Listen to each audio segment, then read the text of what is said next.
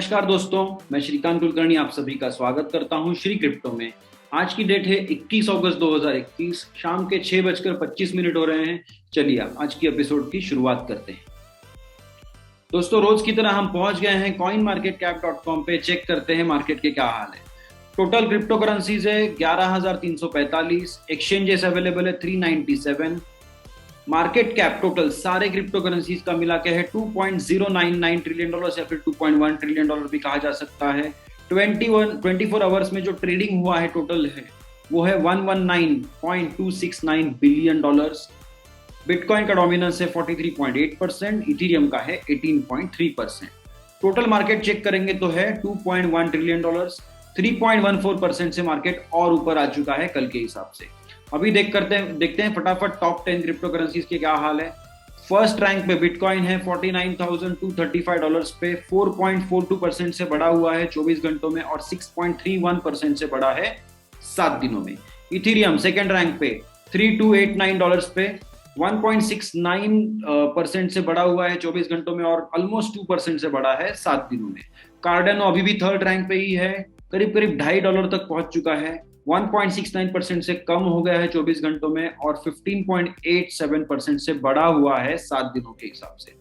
Binance coin मतलब BNB fourth rank पे $458 पे, 6.57% से बढ़ा हुआ है 24 घंटों में और ऑलमोस्ट 14% से बढ़ गया है 7 दिनों में। टेदर जो स्टेबल कॉइन है वो है फिफ्थ रैंक पे $1 पे है। रिपल चेक करेंगे तो 6वें नंबर पे $1.25 कीमत है अभी फिलहाल और 0.5% से बढ़ा हुआ है 24 घंटों में और 9.85% से बढ़ा हुआ है 7 दिनों के हिसाब से। डोज कॉइन 7वें नंबर पे 32 सेंट पे या फिर $0.3241 पे है, 0.71% से बढ़ गया है 24 घंटों में और 16% से बढ़ा हुआ है 7 दिनों के हिसाब से। 8वें नंबर पे डॉट मतलब पोल्का डॉट है $28.9 पे, 3.29% से बढ़ गया है 24 घंटों के हिसाब से और 30.72% से बढ़ गया है 7 दिनों के हिसाब से। यूएसडी कॉइन जो और एक स्टेबल कॉइन है वो है 9वें नंबर पे $1 पे ही है एग्जैक्टली। सोलाना भी अभी भी 10th रैंक पे ही है, $76.77 में मिल रहा है अभी सोलाना, 6.61% से बढ़ गया है 24 घंटों में और 76.81% से बढ़ गया है 7 दिनों में। तो हमारे टॉप 10 क्रिप्टो करेंसीज तो चेक करके हो गए हैं। हम बढ़ते हैं क्रिप्टो करेंसी दुनिया की खबरों की तरफ। तो अब आपको पता है कि आज वीकेंड शुरू हो गया है, सैटरडे है, तो खबरों की क्वांटिटी, खबरों की तादाद बहुत कम होती है। तो फिर भी जो भी इम्पोर्टेंट खबरें हैं, जो भी इम्पोर्टेंट इवेंट्स या फिर कुछ भी है, उनको हम लोग क्रॉस चेक करेंगे, वेरीफाई करेंगे और मैं एक्सप्लेन करके बताता हूँ कि क्या हुआ है। Bitcoins race to $50,000 heats up as solid institutional backing continues. तो बिटकॉइन जो है 2-3 दिन पहले $44,000 या फिर $43,000 तक चला गया था, वहां से अभी उसकी रेस जो चल रही है टूवर्ड्स $50,000 जाने की उसकी कोशिश है। और ये क्यों हो पा रहा है? क्योंकि इंस्टीट्यूशनल डिमांड मतलब जो भी कंपनीज है बड़ी बड़ी या फिर जो भी बड़े बड़े फंड्स है, ETFs है या फिर जो भी बड़े पैमाने पे क्रिप्टो होल्ड करते हैं या फिर फिएट करेंसीज होल्ड करते हैं, तो उन सारे लोगों को अभी फिलहाल क्रिप्टो में बहुत इंटरेस्ट है, बिटकॉइन में बहुत इंटरेस्ट है और वो खरीद रहे हैं। जैसे कल की ही न्यूज़ है कि कॉइनबेस $500 मिलियन के बिटकॉइन खरीद रहा है और आगे जाके हर बार जितना भी प्रॉफिट होगा उसमें से 10% वो अगेन क्रिप्टो करेंसीज में ही इन्वेस्ट करने वाले हैं। तो कॉइनबेस को देख के शायद से और दूसरी कोई कंपनी, उन दोनों को देख के तीसरी कोई कंपनी, तीनों को देख के चौथी कंपनी, ऐसे धीरे धीरे ये डिमांड जो है ये बढ़ती ही जा रही है और सप्लाई तो बढ़ने नहीं वाला है, राइट। तो सप्लाई शॉक की वजह से क्या होगा, अगर $50,000 क्रॉस कर लेता है बिटकॉइन तो यहां से और फास्ट आगे जाने की संभावना है। देखते हैं आगे जाके क्या होता है। अगली news, unicorns in crypto, a growing heard of $1 billion crypto companies. तो यूनिकॉर्न का मतलब क्या होता है यहाँ पे और अदर कंपनीज के हिसाब से कहीं पे भी, कि एक यूनिकॉर्न मतलब जिस कंपनी की वैल्यूएशन $1 बिलियन से ज्यादा हो, मतलब 7,500 करोड़ से भी रुपए से भी ज्यादा जिसकी वैल्यूएशन होगी कंपनी की, तो उसे यूनिकॉर्न कहा जाता है। और नॉर्मली ये स्टार्टअप्स के बारे में बात होती है, नॉर्मल ऑलरेडी एस्टेब्लिश्ड जायंट्स के बारे में ये सारी बातें नहीं होती। तो क्रिप्टो करेंसीज में काम करने वाले काफी सारे यूनिकॉर्न्स बन चुके हैं, वो देखते हैं कौन से बने हैं। एक तो BlockFi बना है जिन्होंने $350 मिलियन अभी रिसेंटली रेज किया है मार्च में और अभी वैल्यूएशन $3 बिलियन तक पहुंच चुका है।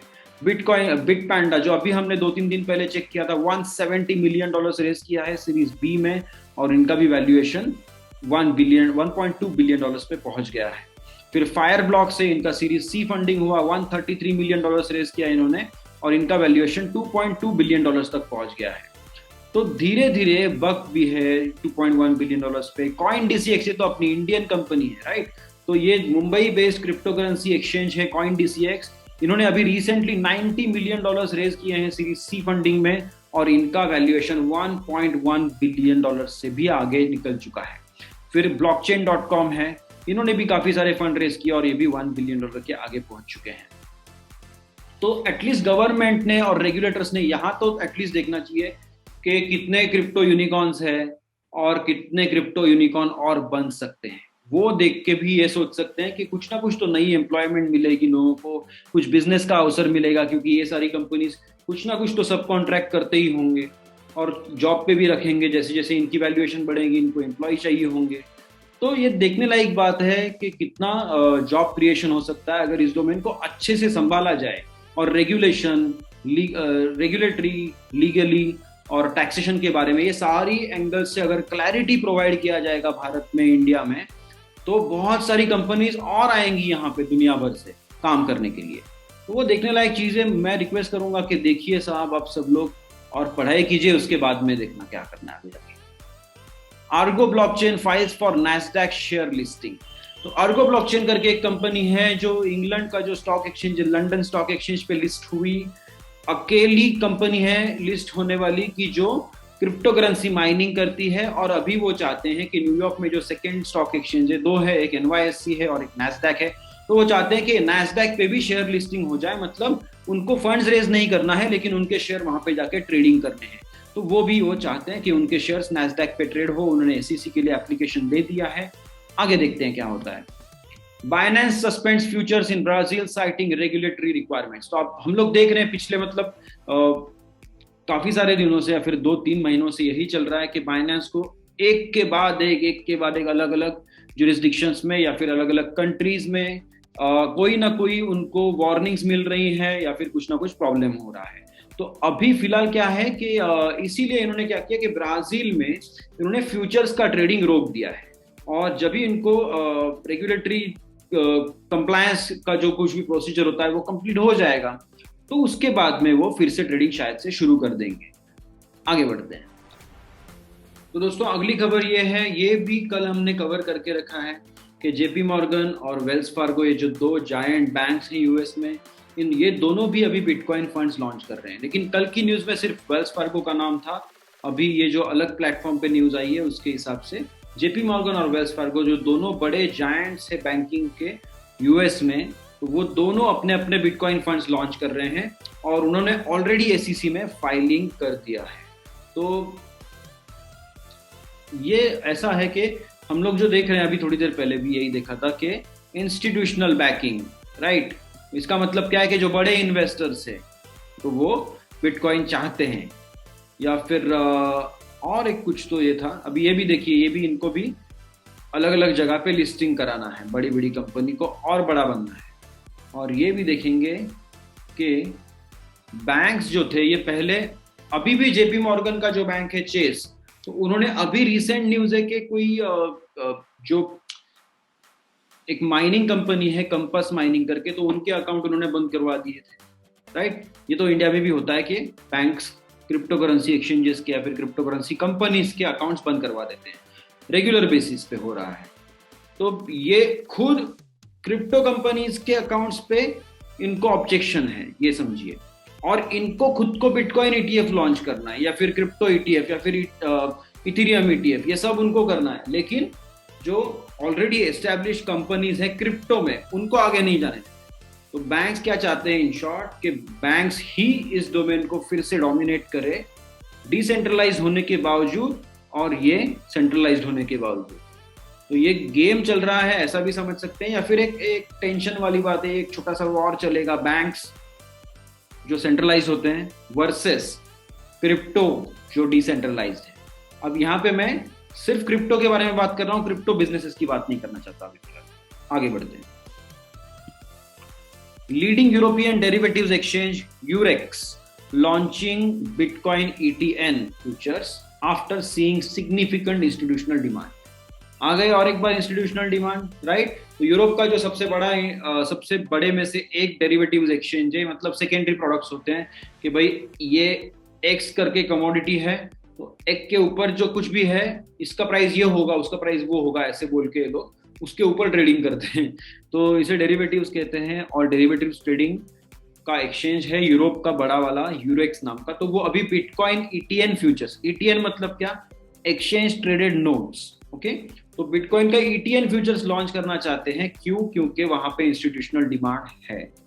तो फाइनली हर जगह पे बिटकॉइन के लिए और क्रिप्टो के लिए इंस्टीट्यूशनल डिमांड और बढ़ रही है, इसीलिए प्राइस कंटिन्यूअसली बढ़ रही है। देखते हैं अब ये Monero developer Riccardo Spagni denied bail after court brands him a flight risk. तो मोनेरो के डेवलपर है ये या फिर मेंटेनर है, ये मुझे याद नहीं, लेकिन पहली वाली जो मैंने कुछ भी एक आध महीने पहले जो स्टडी किया था उसके हिसाब से ये मेंटेनर थे या फिर एडमिन जिसे बोल सकते हो, कि जो कुछ भी कोड है, तो कोड मेंटेन करना तो डेवलपर भी बोल सकते हो एक्चुअली उनको। तो इनका नाम आपको ये पता नहीं होगा, रिकार्डो स्पैगनी, उनको जाना जाता है फ्लफी पोनी नाम से। एंड बहुत बहुत बड़े पैमाने पे क्रिप्टो होल्ड करते हैं ये।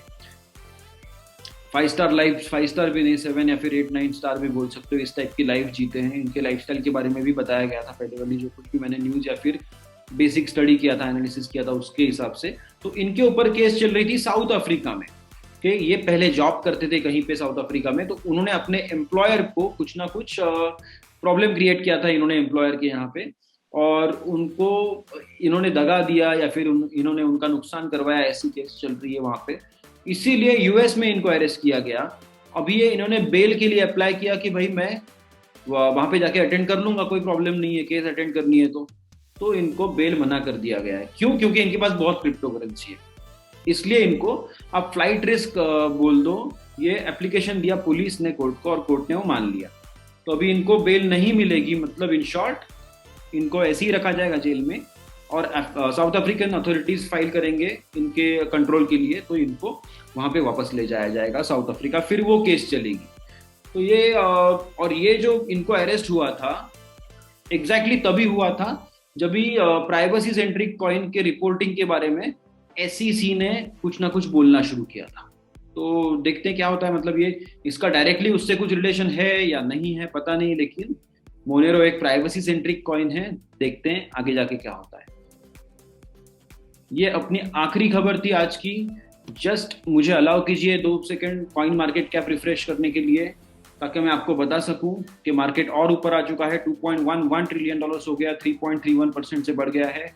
और बिटकॉइन की प्राइस 21 अगस्त 2021 को थी, शाम को 6:44 को $49,302। मैं श्रीकांत कुलकर्णी आपसे अलविदा कहता हूं आज के लिए। कल के एपिसोड में पक्का मिलेंगे, क्रिप्टो करेंसी मार्केट के सारे हाल हवाल चेक करेंगे और दुनिया भर की क्रिप्टो करेंसी खबरें चेक करके वो भी शेयर करूंगा आपके साथ। तब तक के लिए buy the dips and hodl. Bye guys.